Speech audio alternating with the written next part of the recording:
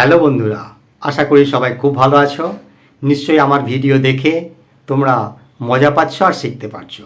তাই আজ নিয়ে এসেছি একটা খুব মজাদার ডগ মাস্ক।